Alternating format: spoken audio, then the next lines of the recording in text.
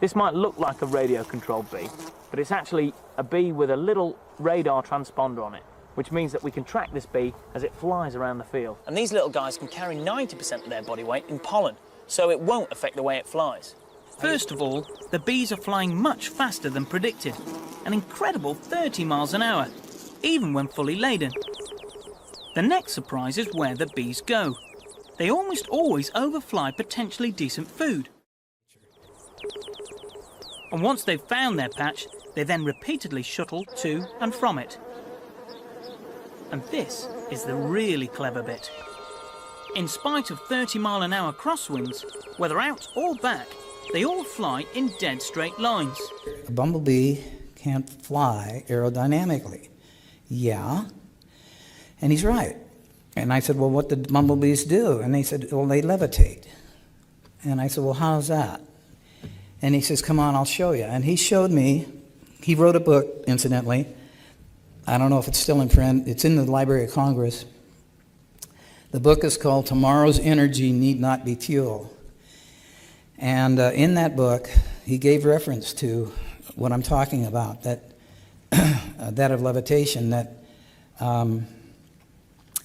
the bumblebee, when he starts to beat his wings, when he starts to flap his wings, there's a little cavity, a hollow cavity next to the larynx inside his system that's hollow. And when he beats his wings, he starts to resonate this energy, and it goes back and forth, just similar to a guitar strumming on one side of the room and hitting the same chord on the other side of the room, or somebody hitting a high C and breaking a crystal. It's the same thing, it's resonance. And he said, what they do, they resonate. And when they resonate, they eventually reach the resonance of the field around them. And he explained it this way to me, that the Earth was, of course, spinning, but it was operating on a frequency of 8.5 hertz per second or so forth.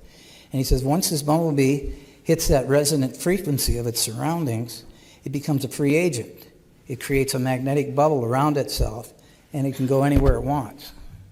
And I said, well, that's not in any of the science books. He said, I know. You probably never see it there either, but that's what happens. They'll discover it someday and bring it out, but it's just we have a conventional way of doing things, and then we have a natural way of doing things, and they're totally different. They're diametrically opposed. The important point here is the bees. As you've heard, the bumblebee shouldn't really be able to fly. Those wings are way too small to lift that chubby little body off the ground. In fact, it's a bit of a conundrum also for the mainstream scientists. They can travel in perfectly straight lines for long distances without any deviation, even during a howling crosswind. Because of the resonant frequencies produced by the vibration of their wings, they create a bubble in the ether, protecting them from any outside interference. So levitation by sound waves is a real-world effect. You want more proof?